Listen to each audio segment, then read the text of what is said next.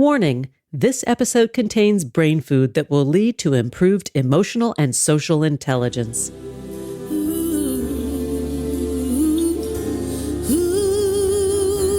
Thanks for tuning in to Harvesting Happiness today for a healthy serving of consciously prepared brain food. This is Lisa Cypers-Kamen, your host. For more than 13 years, I've been handcrafting these sound ideas for better well-being. Each week, I love spotlighting diverse thinkers and doers who are contemporary trendsetters and change agents, devoting their lives to creating a better world in which to live. I invite you to listen up and change the way you think about human happiness. Our award-winning content is fresh, optimistic, and purpose-driven media that promotes well-being from the inside out. Alrighty then, let's dive in. This episode offers psychosocial education designed to inspire and motivate our listeners. The information provided does not constitute a therapeutic relationship nor a substitute for professional mental health care. If you are experiencing a mental health crisis, call 911, go to your nearest emergency room, or for listeners in the United States, text 988 for the National Suicide and Crisis Lifeline. Good morning, good afternoon, and good evening, wherever you are. Thanks for joining me on today's show, where we are anxiously awaiting relief, a philosophical approach to the human condition. My guest today is Samir Chopra. He is a philosophical counselor and professor emeritus of philosophy at Brooklyn College and the Graduate Center of the City University of New York. Samir is the author and co-author of several books, including Shyam Benegal, Philosopher and Filmmaker, A Legal Theory for Autonomous Artificial Agents, and Eye on Cricket, Reflections on the Great Game. His essays have appeared in The Nation, the Los Angeles Review of Books, Eon, Psyche, and other publications. And I am super excited to have Samir Chopra in the house. Hi, Samir. Thanks for joining us today. Alisa, thanks very much for having me on. Well, I am anxiously awaiting this conversation because most of us, I'm not going to say most, all humans experience anxiety. And right, like if we are to believe that we should not experience anxiety means that we're not fully alive. That's actually a really good way to put it. Or I would even say, if we weren't anxious, we would be gods, but we aren't gods. We're human. Mere mortals. We're mortals. We're mere mortals. And I would say, actually, if you look at what I would call the existential parameters and constraints of our life, the fact that we live in time with the past, present, and future, that this time is finite. And thirdly, that we are conscious that we have a past and a future, and that this time is finite, makes us anxious. And I think also our human capacities, we have limited knowledge and limited power. So while we are eager to know what our fates might be, eager to know what awaits for us in the future, we're also aware that we do not have control over the future, either in terms of our actions or in terms of what we can come to know about the future. If we were creatures who didn't care about the future, we wouldn't be anxious about these incapacities of ours. If we were creatures who didn't remember our past or anticipate the future, perhaps we wouldn't be anxious. But we aren't those kinds of creatures. We are creatures who remember the past. We sometimes regret the past.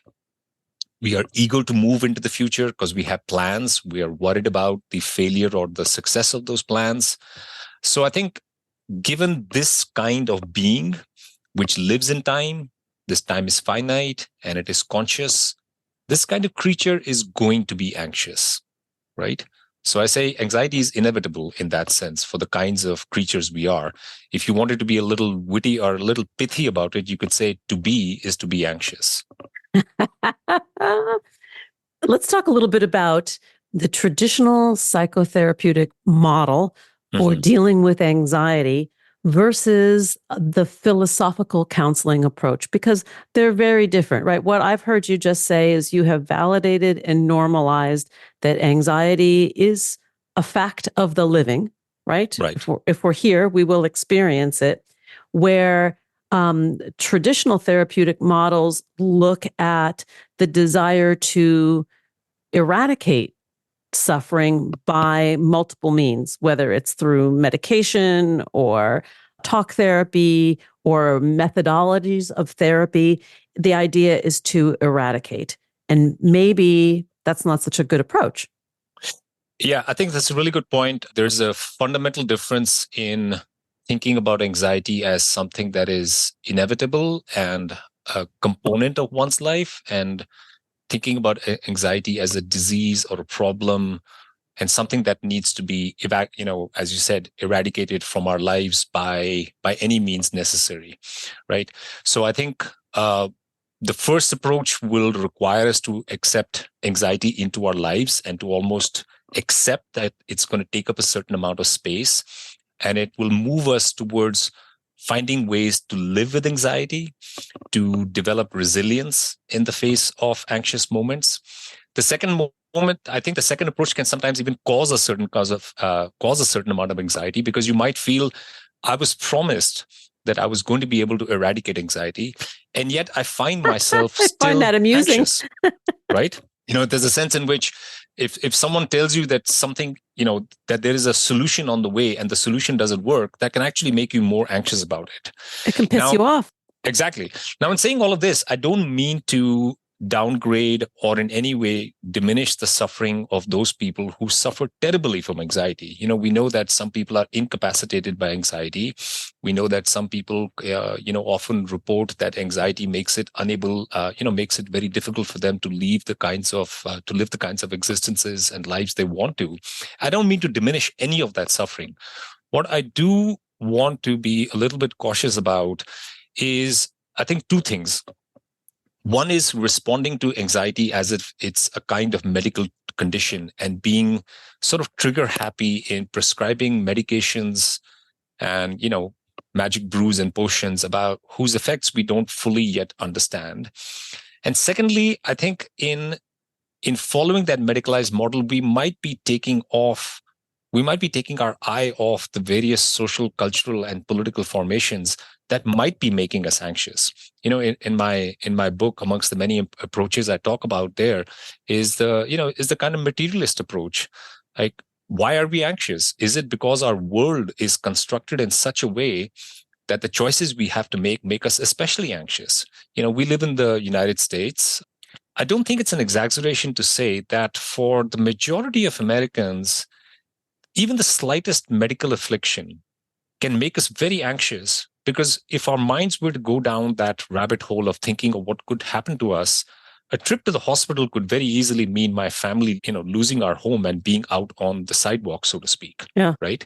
If someone tells, a young mother that we're going to be laying you off next month, or, you can go home today because we don't need you anymore, we're not just like responding to a loss of livelihood. We're responding to a real visceral fear that we're not going to be able to take care of ourselves, that our life and limb are threatened, right? So we can live in more or less threatening environments. We can live in environments that are more or less anxiety inducing. We can live in cultures and societies and political climes that can exacerbate what I would call a kind of a baseline existential anxiety that all of us human beings feel. So we're always going to be anxious, but we could make ourselves considerably more anxious by the choices we make, by the world we live in, by the kind of world we construct and come to inhabit, right? Yeah, point well taken.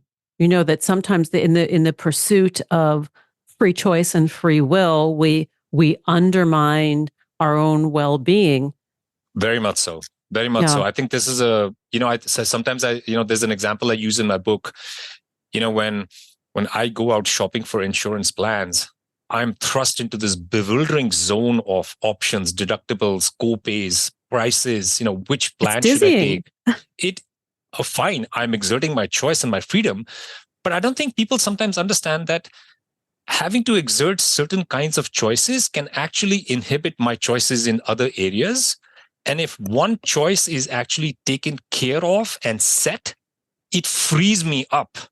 I think it's something that like married people find out all the time. Like once you have a partner, you are free to do lots of other things in life, right? Yes. So I think there's this way in which sometimes, choice and freedom gets talked about as if it is always this unvarnished, unmitigated good, and you should have it in every sphere of your life.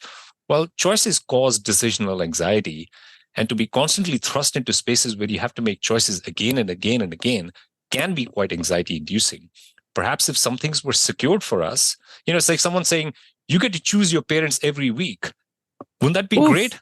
Oof, I'm like, no, I'd like to have one set of parents. Thank you. Good or bad, doesn't matter. Yeah, exactly. Because that taps into the story, right?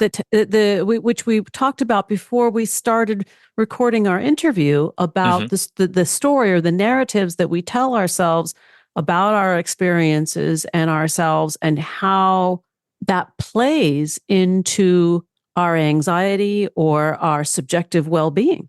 Very much so. Very much so. We are creatures who look back upon the past and we construct a narrative about what our lives have been, and that affects the way that we perceive our lives that we are living right now. And I think one of the important features of philosophical counseling is that, like psychotherapy, it is interested in the narrative that you tell about your life, but it is also interested in making you investigate your beliefs and your values, making you more self-transparent and more self-aware, and reflecting on how the beliefs and values that you have chosen or that you have come to adopt over a period of time are making you look back on your life in a certain way, and of course are affecting the way you're living your life right now, right?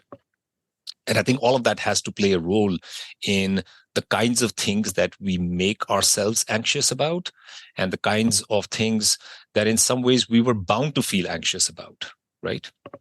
Let's talk a little bit about philosophical counseling and interest. I mean, there's interest in the media. There are a couple of articles that were recently published. One was in the New York Times several months back, contrasting and comparing the usefulness of philosophical counseling to traditional psychotherapy. And it really piqued my interest, which led me to you. And I'm so glad that we're able to have this conversation, because it opens a different door for conversation. Right. So one really interesting thing about the relationship between psychotherapy and philosophical counseling is this. Sometimes people will ask me, they'll say, are you a psychotherapist? And I will say, no. And the reason I say no is because psychotherapist is now a legal term, right? It's a term that implies licensure and all kinds of state requirements. So I'll say, no, legally, I'm not a psychotherapist. However, when you look at the etymology of the term psychotherapy, it comes from the Greek psyche, which means soul, and the Greek therapia, which means healing, right? So psychotherapists are soul healers. And soul healers, of course, is the phrase that is used in ancient philosophy to describe philosophers. So philosophers in that sense are the original psychotherapists. They encourage the use of philosophical reflection to think about how we may live the good life in face of the constraints that existence places upon us. How are we to live? What kinds of decisions and choices should I make so that I can do right by myself, the people that I care for? What are my moral duties? Given that certain kinds of suffering are inevitable in this world, as all the ancient philosophical traditions had realized, how should I conduct myself? Right?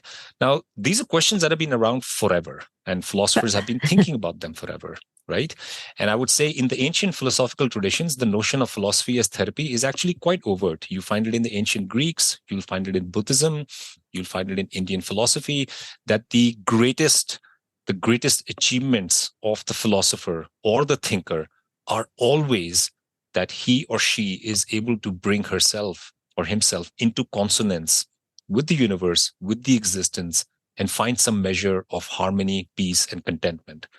And of course, that's why people go to psychotherapists now, right? And I think historically what's happened is, over the years, philosophy has this relationship to other academic disciplines, which is that as philosophical questions become more defined and they admit of certain kinds of well-defined answers, we find different fields of inquiry splitting off and becoming separate disciplines, and philosophy is kind of left with the toughest and unanswerable questions, right? Which is why people think that philosophy doesn't make progress. These philosophers are still talking about the same things they did 2,000 years ago.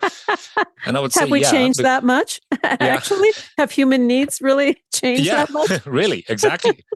So yeah, we're still talking about the same questions because we are left with the toughest questions of all. After all, the people we call scientists now used to be called natural philosophers in the old days. The thing that we call science, modern science, really only came about in the 16th or 17th centuries once a scientific method became more codified, more formal.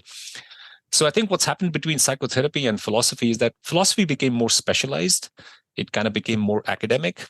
It became something that was taught in universities. People got degrees in it. It became professionalized. It was supposed to be the kind of thing that only did metaphysical speculation or commented on the sciences.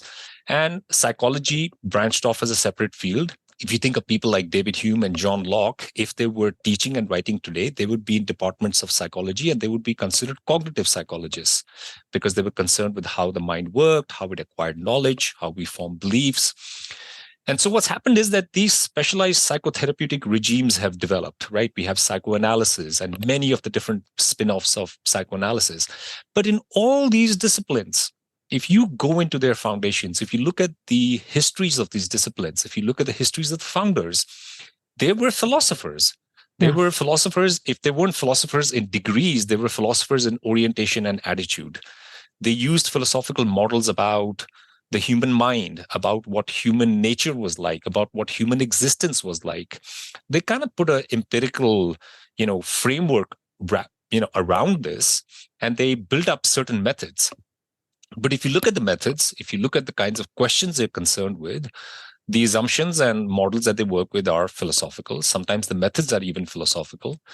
But I think what's happened is that philosophy sort of vacated the arena. Philosophers kind of said, they kind of abandoned it to psychologists, psychoanalysts, various clinical domains. They kind of left, right? And I think what philosophical counseling is trying to do is to sort of remind people of what philosophy is meant for. We're not just here to count the angels of a head of a pin. We are here to help people live the good life, to encourage philosophical reflection, to look inwards as well as outwards, to realize the oldest philosophical truth of all, which is that the only thing we have control over is our own actions, thoughts, and choices. Amen. Right? We should stop there and take a pause. We're going to come back in a few minutes. Right now, we're talking with Dr. Samir Chopra about his book, Anxiety, A Philosophical Guide. To learn more, please go to samirchopra.com. Here comes the pause. We'll be right back.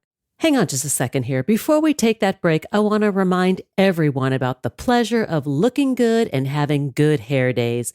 Way offers a complete hair care solution that promotes fuller looking, healthier feeling, and happier hair for everyone. Fine, medium, or thick hair, Way has got you covered. From volume and shine to deeply hydrating, Way helps you find your way to good hair days every single day. I use a blend of several Way product combinations in rotation to make my superfine postmenopausal hair look and feel at its best.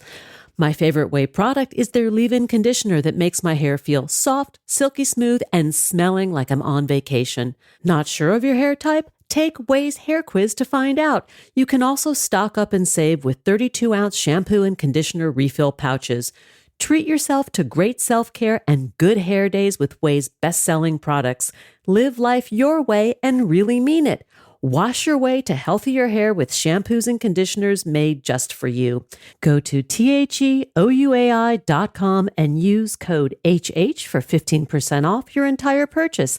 That's theouai.com, code HH. Now here comes that pause. We'll be right back.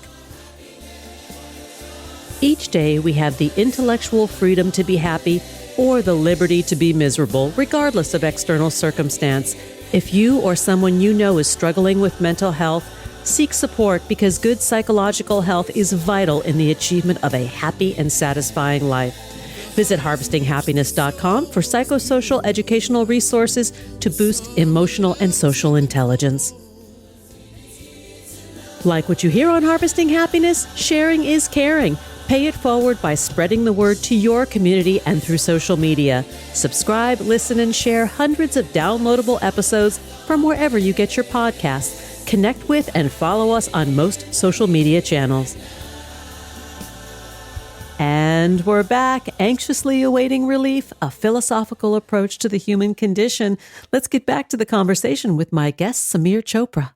So, Samir, let's go back to philosophical counseling and its application for or strategies for managing anxiety that we feel just by being alive? So I would say this is true of anxiety, and it's probably true of any other difficult life situation that we find ourselves in, or any other quote unquote mental health problem. We typically only have three approaches to any difficult situation that we find ourselves in. The first approach is what I'd call escape, right? You find yourself in a difficult situation, so you leave, right? You get out of Dodge. You're like, I'm done. I don't want to I'm be in done. this I quit. situation anymore, right? Yeah. Married people break up, they divorce, people leave. There are people migrate from countries they don't like, and so on and so forth. That's escape, right? The second is activism, which is that the thing that you don't like, you try to change it, right? The roof is leaking, so I go get the repair kit and I get to work on the roof and I fix it. That's activism. But let's say that you cannot escape the situation. Let's say you cannot change the situation. Then what option do you have, right? You are confronted with the unalterable. Then the only option that I think you have, and I think this is philosophy's answer, is that you must reinterpret or reconstrue that which is unalterable, right? And, many wise psychiatrists, psychotherapists, and philosophers have converged on the same truth that if there is something that you are going to be stuck with that is unpleasant and inevitable, and it is problematic for you, you must take a quote unquote philosophical approach towards it, which is that you reconceptualize it, you reconstrue it, you interpret it in such a way that the very identity of the thing changes, right? You have understood it differently, right? So, one of the approaches, one of the ways I like to think about this is like, think about life. Escape from life means what? That you end your life, right? That's not a viable option for us. We want to keep on living. We want to abide by our duties, take care of the relationships we have with people. We have life goals. Sometimes we can change these conditions. Now, if those conditions are something that you can change, then by all means, go ahead and do so, right? Maybe your job is making you anxious and you can change the job. But can we really change the conditions of existence? We cannot make ourselves immortal. We cannot make ourselves unconscious of the passage of time. Though, mind you, there are important philosophical techniques that urge us to stay in the moment so that we're not constantly thinking about the past and the future, right? It is not a coincidence that so many ancient philosophical and modern therapeutic traditions always come back to this: stay in the moment, learn to meditate, be mindful, because that's the only way that you can remove yourself from the cycle of time where you're thinking about the past and anticipating the future, right? Hang on one sec, because I think there's another important element to staying in the moment.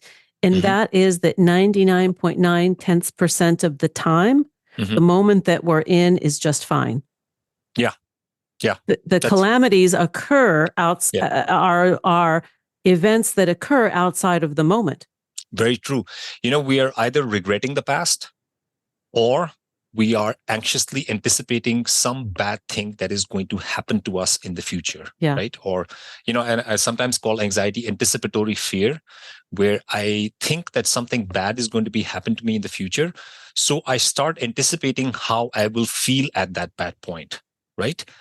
And this, like I said, is the Buddhist second arrow, which is that the fact that you're going to die, for instance, at some point in the future is bad enough. I am aware of the fact, I know it. But if I'm anticipating how I'm going to feel at the point, then I'm suffering twice. I'm suffering not only when it will happen, I'm suffering now because I'm anticipating that bad thing happening, right? So I think, to circle back to the question that got us started, I would say that if we are confronted with aspects of our existence that are unalterable, then I think what you have is a kind of reconstrual that offers a way out. We must come to reinterpret what we are confronted with so that we can come to live with it in some resilient fashion. And I think that's very true of anxiety. Once we come to understand and once we come to accept, really, truly, that we are the kinds of creatures who will always be anxious in some measure or the other, then why not find a way to live with it, let it into our lives, and maybe even think about the ways in which anxiety actually works for us. For example, Yes. when I confront my anxiety, I really know what my most deeply held values are and what my most deeply held duties are. Like, I know at this moment that the things that make me the most anxious are the fates of my loved ones, even more than my own fate. I care about my wife, my daughter, my brother, my family members, and to know that I'm scared about what might happen to them, that I'm anxious for them, it tells me I love them. They're important to me. That if I have duties in this world, it is to them. That I must live my life in a way that makes me cognizant of those duties, that makes me fulfill those duties. So anxiety is a messenger to me for myself. It tells me what my most important values and possessions are in some sense, right? So I think to accept anxiety into our lives is to accept ourselves, that I am this kind of being. I will be this way. And I think self-acceptance is, one of the greatest gifts we can bestow upon ourselves is to accept who we are and to come to learn to live with ourselves. Hmm.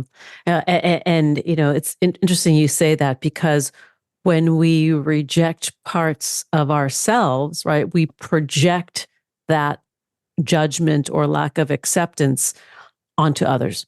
Mm-hmm. Very much so. Because that Very much energy so. has to go somewhere. That energy's got to go somewhere. If we've got that rejection directed towards ourselves, there's a way in which we make it less likely that we will be able to accept our place in this world either, right? Yeah. And we all do have a right place in this world. I mean, maybe that's the job of the human condition in its highest form, is to Yeah. figure that out. Yeah. Lisa, one thing I've been thinking about in this conversation as we've been having it is that, the other strands of anxiety, I think you said it quite beautifully when you said there's a place for us in this world. I think coming to accept our uniqueness, the singularity of the fact that I exist at this point in space and time, there has never been anyone like me, and there never will be anyone like me. I am quite sure of that. If we take that on board, we really come to accept ourselves as so amazingly, beautifully unique. And we come to accept, hopefully, that there is no need for me to compare my life with anybody else's. There's no need for this endless invidious comparison that like debilitates us day in, day out. Am I living the right kind of life? Am I making the right decisions?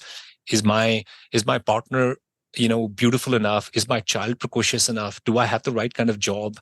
These questions are, they arise from this never ending, relentless comparison that I think our society and our culture forces upon us, because it places so many scales, so many evaluative scales upon our life that we cannot help but keep on comparing ourselves.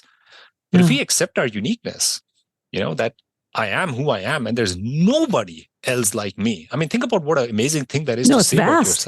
yourself. It's huge, actually.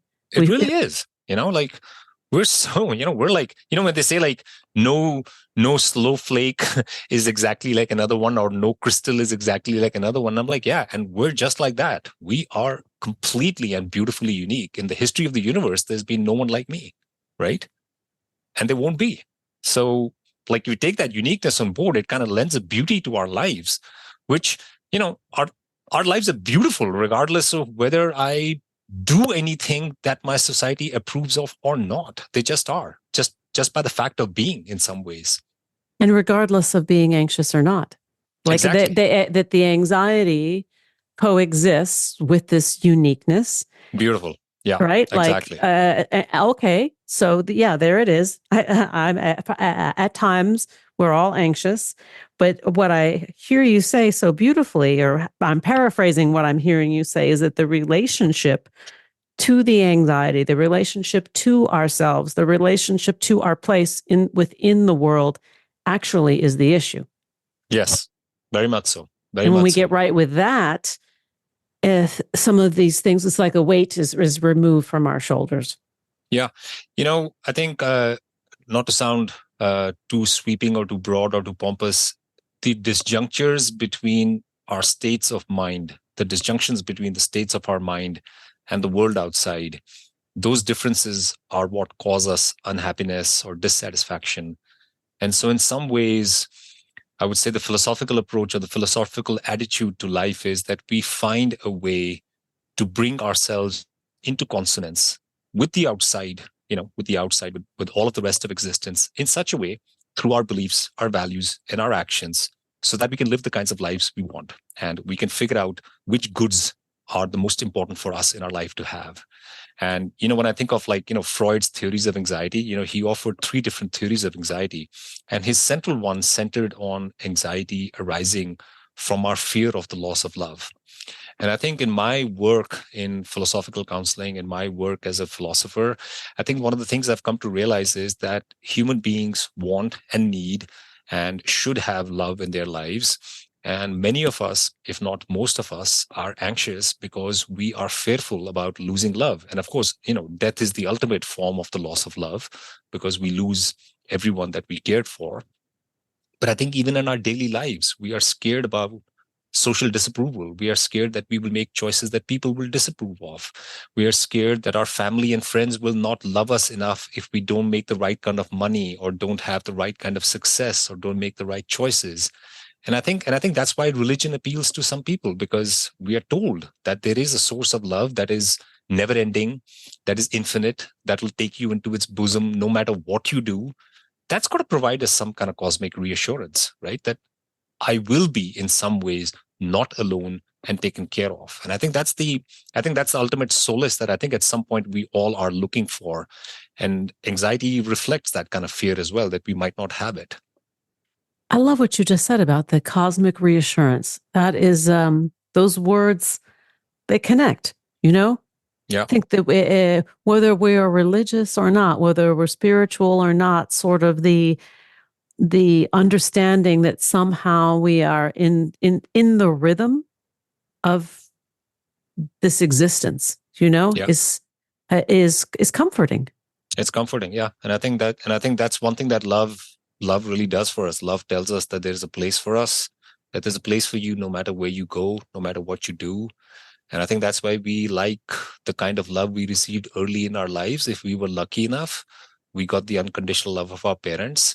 And that was probably the most amazing thing. And I think, one of the things that we have to deal with and accept is that when we go out into the outside world, we might not get love exactly like the ones that our parents give us, but we should accept with generosity the love that other people are able to give us and not denigrate and downgrade the love they can. Mm. And if one didn't receive that unconditional love, that ideal of unconditional love, it does not mean that it cannot be created in one's present life. Very much so. To learn how to do it, Exactly. to do it for ourselves and do it for the people that matter to us. Exactly. And I think love is one of those things that, this is one of the wisest things my mom said to me. She said, the more you give, the more you get. And I think there's a lot of truth in that. And also being able to open up ourselves to the different forms in which love is made available to us, so that we aren't stingy or that we aren't too picky and say, no, I want love precisely in this very form. And if I don't get it, I'm going to remain angry and depressed and anxious. Rageful. Yeah, and anxious. Exactly. Right? Yeah. Love is love, right? I mean, that's the other side of it, is you look at to be a loving person and to be able to receive the love from others requires a state of surrender to a certain degree, right? It's not that you abandon everything, but it's that openness to the expression, which might be different from the script. Very much so. Very much so. I think that's why a lot of people talk about, opening the heart, letting it come in. And I think those are very suggestive, and they are suggestive because they speak to this idea of being not just generous in giving, but being generous in accepting as well. Right? Yes. The generosity in the acceptance. And I think that's a challenge for so many of us. Yeah, I think because we've got it framed in our minds that the only right kinds of gifts or the only right kinds of things that people can give us should come packaged in certain forms. And I think that makes us cruel because we reject other people's love. And I think in doing that, we're engaging in a kind of self-mutilation. When I think about what people call depression often, is that, I think people are depressed because they've not received the kind of love they wanted, or they had a kind of love and they lost it. And they're now responding with anger, right? I think sometimes in my work, I think the shadow of anxiety is the fear of the loss of love. And the shadow of depression is anger over the loss of love and not being able to get it back again, right? I agree with you. But I also want to add, because we're out of time, that one of the gifts that I've received from spending time with you today is Anxiety, a Philosophical Guide, which is your newest book. And I would love for our listeners to investigate, be curious, and head on over to samirchopra.com. Thanks again for being with me today, for sharing part of your day, at least here. Thank you so much, Lisa, for having me on. I really enjoyed this conversation. Me too. Thanks for joining us on Harvesting Happiness today. This is Lisa Cypers Kamen on behalf of my guest, Samir Chopra, wishing you kind thoughts, kinder words, and the kindest of actions. Until next time, remember, happiness is an inside job. Happiness is your inside job. Please go out and rock your day, and remember to be kind to one another. Want to take a deeper dive into sound ideas for better well-being? Check out our new bonus edition content, More Mental Fitness by Harvesting Happiness, available exclusively on Medium and Substack. Keep harvesting your own happiness anytime, anywhere from the comfort of wherever you are. Subscribe, listen, and share hundreds of downloadable episodes from wherever you get your podcasts. Connect with and follow us on most social media channels. To learn more about lifestyle management and mental fitness consulting services, please visit harvestinghappiness.com. Harvesting Happiness and More Mental Fitness are produced by me, Lisa Cypers Kamen, Andrea Mengele, Robin Boyd, Andrea Daly, and the awesome team at Podfly Productions, including Eric Begay, Kimberly Beck, and Alec Guess, in collaboration with TogiNet Radio, KBUU, RadioMalibu.net, and is available on PRX, the Public Radio Exchange.